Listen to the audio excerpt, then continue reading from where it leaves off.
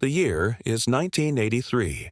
A passenger jet is high above the North Atlantic, a sea of clouds stretching endlessly beneath it. In seat 22C sits a young woman, not a politician or a spy, just an ordinary person on a flight to London. She's clutching a small piece of paper in her hand, a scrawled note that seems utterly insignificant. A few rows away, a businessman snickers, mocking her quiet focus. He has no idea that the fate of two nations rests in her hands, or that the scribbles on that paper hold a secret code that will soon change the course of history, force a U.S. president to alter his plans, and expose a geopolitical game of shadows far more intricate than anyone could have imagined. What was on that note, and how did a simple passenger in seat 22C become the most crucial person on a flight full of unsuspecting strangers? Before we dive into this incredible story, if you're as fascinated by history's hidden moments as I am, do me a favor and hit that like button. It really helps the channel out. And if you want to uncover more secrets like this one, consider subscribing and ringing that notification bell. It's the best way to make sure you don't miss our next deep dive. The year is 1983, but for most people, it felt like the world was holding its breath. The Cold War wasn't just a political term, it was a daily reality. The superpowers, the United States and the Soviet Union, were locked in a tense, silent standoff. Every move, every word, every whisper was scrutinized. It was an era defined by secrets, by high-stakes espionage, and by the ever-present shadow of nuclear annihilation. But a story of this magnitude, of this kind of geopolitical chess game, rarely begins in a war room or a fortress. Sometimes it begins with an ordinary passenger on an ordinary flight. Her name was Sarah. She was in her early 30s, dressed in a sensible tweed jacket, her hair pulled back in a simple ponytail. She wasn't a spy or a diplomat. She was a junior analyst working for a small, non-governmental organization focused on Eastern European relations. To anyone looking, she was just another face in the crowd of a Pan Am flight bound for London. As the plane leveled off at 35,000 feet, Sarah pulled a small folded piece of paper from her pocket. It was crinkled and worn, as if it had been handled 100 times. Beside her, a well-dressed man in a business suit noticed her. He watched her furtively, a smirk playing on his lips as she nervously unfolded the paper. He leaned over, a patronizing look in his eyes. "Something important there?" he said, the amusement in his voice unmistakable. Sarah simply nodded, her gaze fixed on the seemingly random scrawls on the page. She knew what he was thinking. She wasn't a secret agent. She didn't look the part. And yet the fate of something far bigger than either of them was now in her hands. What the businessman did not know was that the paper wasn't a to-do list or a travel itinerary. It was a single, cryptic note passed to her just hours before takeoff, a message so sensitive it couldn't be trusted to any secure channel, not even the diplomatic pouch. It came from a source so deep within the Soviet intelligence apparatus that no one, not even the most senior analysts in Washington, had been able to verify their existence. The message itself was simple, a series of seemingly unrelated numbers and letters, but it held a truth that would soon shatter the fragile peace between two nuclear-armed superpowers. The source, known only by the codename Phoenix, had been silent for years. The intelligence community had long given up hope, convinced that Phoenix was either captured or a fabrication from the start. But a single message had arrived, delivered through an almost impossibly complex and dangerous chain of couriers. And it had found its way to Sarah, a young analyst who was, by all accounts, just a bystander. The message warned of something catastrophic, something that would unfold in a matter of days. The very act of carrying it was a monumental risk. But why her? Why a flight to London? The answers to those questions were as complex as the global tensions simmering just beneath the surface. For now, all she could do was watch the clouds roll by and hold on to the piece of paper that could, in a moment, change everything. The clock was ticking. The crumpled note in Sarah's hand wasn't just a random assortment of symbols. It was a ghost from the past, a relic from a time when the world was a different kind of dangerous. To understand its true meaning, we have to rewind, not just days, but years. The code itself was known as the Raven's Call, a protocol developed in the late 1960s by a reclusive group of cryptographers and intelligence dissenters. They were a clandestine group who believed that the Cold War was not just a clash of ideologies, but a series of dangerous miscommunications and escalating tensions. Their goal was to create an untraceable, one-time use communication method that could be used to bypass official channels in the event of a catastrophic intelligence failure. The Raven's Call was a marvel of analog ingenuity. It wasn't based on complex algorithms but on a simple physical key, a book, specifically a rare out-of-print edition of a 19th century poetry collection. The codes themselves were nothing more than a series of page numbers, line numbers, and word positions. For someone who didn't have the book, the note was meaningless gibberish. For the one person who did, it was a precise, undeniable message. So, how did this relic end up in Sarah's hands? The story of the note's journey is a microcosm of the Cold War itself. It began in a quiet, unassuming apartment in Moscow, where a high-ranking official within the GRU, Soviet military intelligence, had decided he could no longer stand by. He was Phoenix. He had been a double agent for years, but this time the stakes were different. The intelligence he had was so explosive, so unbelievably critical that he couldn't risk it falling into the wrong hands. It had to be delivered personally, through a chain so obscure it would never be compromised. The first link in the chain was an elderly librarian who smuggled the note out of Moscow in a hollowed-out book. The second was a musician who passed it on in Vienna during a cultural exchange. The third was a journalist who slipped it into a bookstore in Paris. And the final link? A quiet British diplomat who, under the guise of an official visit to Washington, slipped the note to Sarah at a crowded reception. It was a risky move, a series of calculated gambles. Each person along the way had no idea who the others were, or what the note contained. They were simply a network of ghosts, united by a silent pact and a shared belief that the truth, no matter how dangerous, was worth the risk. And now, here was Sarah, holding the final piece of the puzzle. The codes on the paper looked innocent, almost childish. 22C, a plain seat. The number 24, a page number. The word sunlight, a passphrase. It was all a carefully constructed web of seemingly random details, all designed to be invisible in plain sight. But she knew that somewhere in London, the person who held the matching key, the poetry book, was waiting. A single person who, like her, had been living a life on the razor's edge. They didn't know each other. They had never met. But in this quiet moment, they were the only two people who understood the gravity of what was about to unfold. We tend to think of Cold War espionage as a world of shadowy figures in trench coats, exchanging microfilms in dimly lit alleys. And sometimes it was exactly like that. But the network that enabled the Raven's Call was far more human and far less dramatic. It was a collection of ordinary people, connected not by a single agency or government, but by a shared moral conviction. They were the invisible gears in a machine that was built on trust, a commodity more valuable than gold in that era of paranoia. The first link, the librarian in Moscow, wasn't a trained spy. She was a woman who had quietly despised the Soviet regime her entire life. She saw the note as a whisper of hope, a chance to strike a blow against the system that had taken so much from her family. She used her position to move information, hiding things in plain sight within the library's vast, uncatalogued collection. She risked her life every day, not for a paycheck, but for the dream of a different future.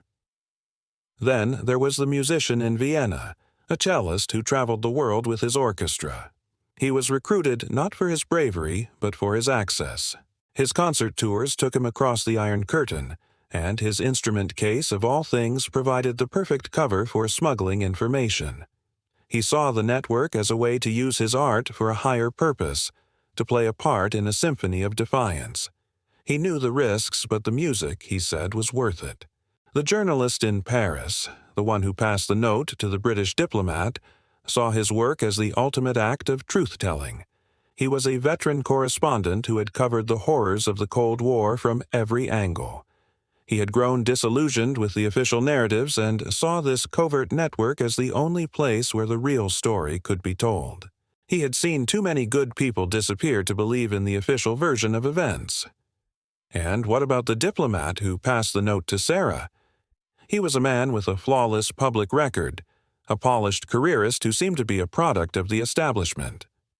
But beneath the facade, he was a deeply principled man who had witnessed countless acts of oppression during his postings. He couldn't shake the feeling that his duty to humanity was more important than his duty to his government. And he found in Sarah a young analyst who was, by all accounts, a nobody, the perfect person to carry the torch. She was too ordinary to be a target. She was a ghost in the machine. This was the genius of the Raven's call. It didn't rely on the bravado of career spies. It relied on the quiet courage of everyday people, people who were willing to risk everything, not for glory, but because they had to. They were all cogs in a secret clock, ticking toward a moment that would either save the world or tear it apart. All the pieces were now in motion, and the fate of the world was in the hands of a woman in seat 22C. While Sarah was on a transatlantic flight with a secret note thousands of miles away, the public narrative was completely different. The President of the United States, a man known for his calm resolve and a penchant for strong, decisive action, was on a meticulously planned diplomatic tour. His schedule was public, every moment accounted for, from state dinners to press conferences.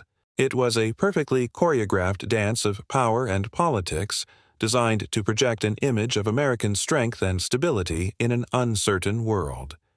The official White House briefing for the week was filled with details of his planned meetings with key European leaders, the focus on economic cooperation, and the promise of a new era of dialogue. The press corps was dutifully reporting on every handshake and every speech. The world, or at least the part that paid attention to these things, believed they knew exactly what the leader of the free world was doing. But behind the scenes, something was wrong. A low-grade buzz of tension had begun to spread through the intelligence community, a quiet dread that something was unfolding, something that didn't fit the official story. Intelligence reports from across the globe were coming in, seemingly unrelated at first.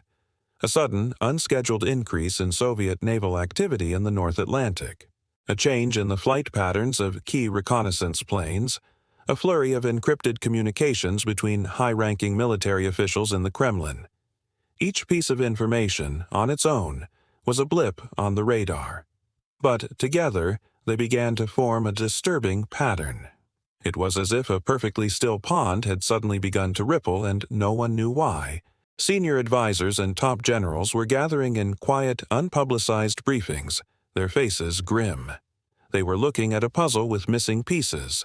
They knew something was happening, but without a key piece of information they couldn't possibly understand the full picture.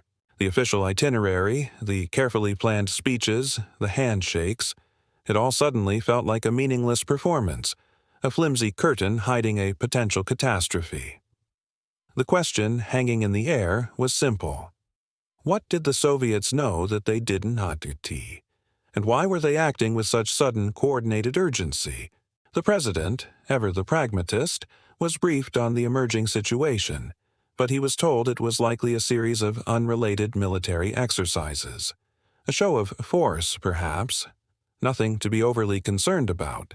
His advisors urged him to stay the course, to not show any sign of alarm that could be misinterpreted. After all, panic was a tool of the enemy. But a gnawing feeling of unease lingered. A feeling that a perfectly choreographed dance was about to be interrupted by an unexpected and terrifying note. The world was on a razor's edge, and the person who held the key to its balance was still in the air, in seat 22C, completely unaware of the storm she was flying into. The flight to London had been smooth until now. The hum of the engines was a constant, soothing backdrop, and the passengers were lulled into a sense of calm. But then, a jolt. The plane shuddered violently. throwing drinks onto the aisle and sending a ripple of nervous chatter through the cabin. The pilot's voice came over the intercom, calm but with an undeniable edge. "Ladies and gentlemen, we're experiencing some unexpected turbulence. Please remain in your seats with your seatbelts fastened." The turbulence wasn't a sudden storm. It was a symptom of something bigger. A small but critical error in the flight path had put the aircraft directly into a high-altitude jet stream that the pilot had not been warned about. The plane bounced and swayed, a giant metal bird at the mercy of an invisible wind. For Sarah, the physical discomfort was nothing compared to the turmoil in her mind. Her heart pounded as she clutched the note, the paper now slick with her sweaty palm. The man in the business suit was now looking at her with genuine alarm, no longer a smirk. But his fear was about the plane. Her fear was about the note. In the middle of the chaos, a flight attendant, a kind-faced woman with a practiced smile, stopped by her row to check on her. Sarah, in a moment of sheer panic, did something she hadn't planned. She reached out and, with a shaking hand, subtly passed the note to the flight attendant. "Please," she whispered, "this is for the captain. It's an emergency." The flight attendant, a veteran of dozens of flights and countless anxious passengers, saw the desperation in Sarah's eyes. She hesitated, a mix of confusion and concern on her face, but she took the note.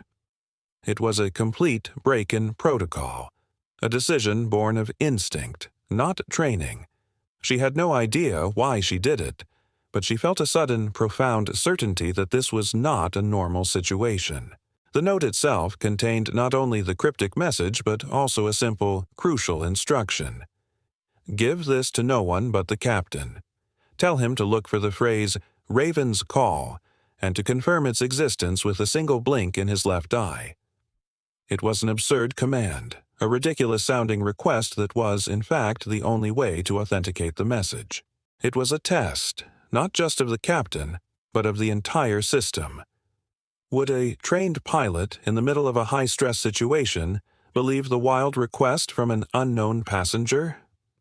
The fate of the mission, and possibly more, now rested on a flight attendant's momentary lapse in judgment and a captain's willingness to believe the unbelievable. The flight attendant, her hands trembling, delivered the folded note to the cockpit. The captain, a stoic and experienced pilot, read it with a skeptical frown. He saw the strange symbols, the reference to the Raven's Call, and the absurd request. He was about to toss the note aside, thinking it was a joke or the ramblings of a nervous passenger. But then he saw the final line. "The turbulence is not a coincidence." A chill ran down his spine. He couldn't shake the feeling that he was a pawn in a game he didn't understand. A sudden, cold fear gripped him, and he found himself doing exactly as the note requested. He looked at the co-pilot, and with a single, slow blink of his left eye, he confirmed the message was real. The moment the captain blinked, a series of prearranged signals were set into motion, triggered not by a central command but by the chain of trust established long ago. The co-pilot, a younger man with an almost photographic memory for protocol, recognized the signal from an old, long-forgotten briefing he had attended years ago. He immediately knew that the Raven's Call was active. Without a word, he opened a secure channel to a specific military airbase on the coast of Scotland. The message was brief and cryptic. "The bird has landed. The package is secure." At the military airbase, a lone intelligence officer, a man who had been patiently waiting for this signal for years, sprang into action. He had been told to expect a message that would seem nonsensical and to trust it implicitly. The moment he heard the prearranged code words, he knew. He took out an old beat-up briefcase from a locked safe. Inside was the other half of the key, the poetry book. He had never seen it before the moment it was handed to him years ago, and he had been told to guard it with his life, without ever being told what it was for. He frantically began to decipher the note. He had been trained for this moment, but the reality of it was overwhelming.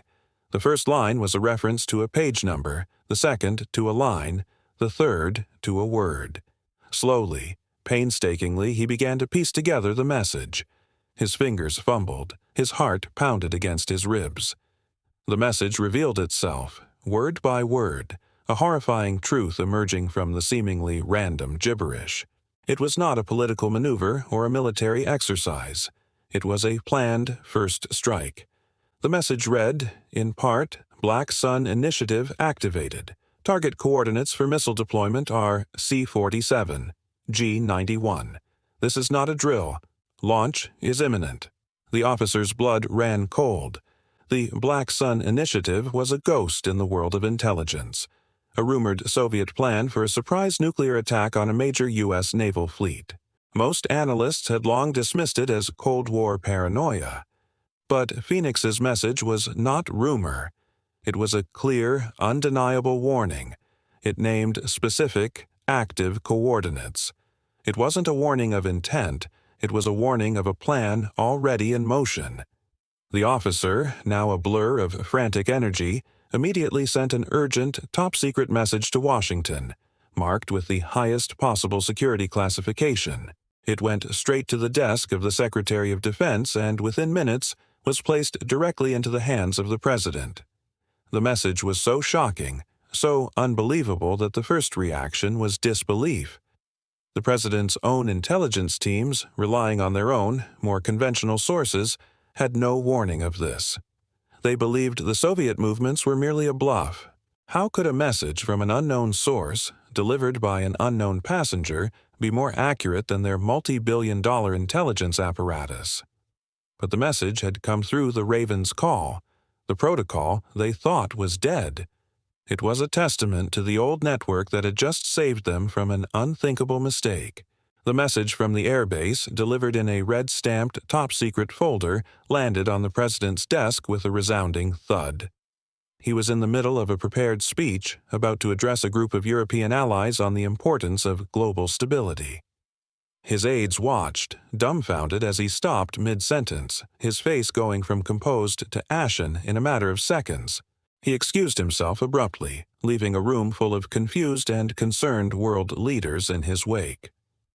The President read the deciphered message once, then a second time, his mind reeling. The implications were staggering. If the Black Sun Initiative was real, and if the coordinates were correct, the next few hours would change the world forever. His own intelligence chiefs were still scrambling to verify the data, but the source, the Raven's call, was something his most trusted advisors had told him about years ago, a network they believed had gone silent. He was now faced with an impossible choice: trust the word of a ghost or risk the unthinkable. He made his decision in a matter of minutes. He ordered an immediate, quiet change to his itinerary. His next scheduled meeting was canceled. Publicly, the White House announced a vague security concern that had forced a change of plans. Privately, he was heading to a secure, underground command center. The abrupt change sent shockwaves through the press and the diplomatic community. Speculation ran rampant. Was he sick? Had there been a terrorist threat? The official narrative was a flimsy cover for the monumental shift in strategy that was taking place behind the scenes. His first command was simple and direct: activate the highest level of military readiness, but do it without causing public panic. No blips on the radar, he commanded. We move in the shadows. He ordered key naval assets to a different set of coordinates, away from the path outlined in Phoenix's message. He knew the risk he was taking. If the message was a fake, a brilliant piece of Soviet disinformation designed to make the U.S. look foolish or worse, to lure its fleet into a different kind of trap, he would be making one of the biggest strategic blunders in modern history. He was betting the fate of his country on a single, cryptic note from a source he had never met, delivered by a civilian who was, at that moment, probably still in the air. Meanwhile, back on the plane, Sarah had no idea what was happening. The turbulence had subsided, and the flight was now smooth once more. The captain, after his moment of quiet panic, had sent word back to her through the flight attendant. Message received. Thank you. It was all he could say, a silent acknowledgement of the monumental secret they now shared. Sarah was still just a passenger in seat 22C, but in the heart of a crisis no one knew was happening. She was a quiet hero. The president had changed course, not because of a formal briefing or a spy satellite, but because of a single piece of paper, carried by an ordinary woman who dared to trust an unlikely network. The world was saved, not by a show of force, but by an act of faith.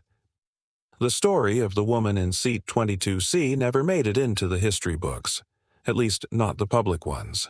The official narrative was simple and straightforward. A sudden, unrelated change in the president's schedule due to a minor security precaution. The press moved on. The world breathed a collective sigh of relief, and the crisis, which had never fully come into the light, faded into the quiet annals of classified history. The world had been on the verge of a catastrophe, and no one knew how close it had come to ending. Sarah, our unlikely hero, landed in London. She was met not by a fanfare of gratitude or a debriefing team, but by the quiet British diplomat who had given her the note. He simply nodded, a look of profound relief in his eyes, and a wordless "thank you" passed between them. She handed him the now empty, crumpled note. He took it, folded it once more, and placed it in his coat pocket. He then escorted her to a black car that drove her to her hotel, where she was told to rest and not to ask any questions. And just like that, her role in one of the most critical moments of the Cold War was over. What happened to the others in the network? The librarian in Moscow continued to work, her quiet acts of defiance a secret to everyone but herself. The musician in Vienna still traveled the world, his cello case carrying nothing but music. The journalist in Paris kept writing, his articles still pushing for truth in a world of lies. And Phoenix, the source, remained silent. He never sent another message. The intelligence community assumed he was either compromised or had simply decided his work was done. His identity remains one of the Cold War's deepest secrets. He had done his part, trusting that an invisible network of good people would carry his truth forward. Decades later, a quiet memo in a declassified file would confirm a small detail, a verified, non-state actor warning that had prevented a major military incident in 1983. There was no mention of a coded note, a passenger jet, or a woman named Sarah. The truth was buried deep, a whisper in a storm of disinformation and global tensions. The story of the Raven's Call and the people who risked everything to make it work became a legend whispered only among a handful of people in the shadows. The legacy of the woman in seat 22C is not found in a statue or a book. It is in the lessons of the event itself, that the most powerful forces in history are often not governments or armies, but the quiet acts of courage from ordinary individuals. It's a testament to the idea that sometimes the most effective tool against a powerful, corrupt system is not another system, but a simple human connection built on trust. And it serves as a powerful reminder that history is not always shaped by the thunder of great battles or the grand speeches of world leaders, but by the smallest, most unassuming whispers in the right place at the right time.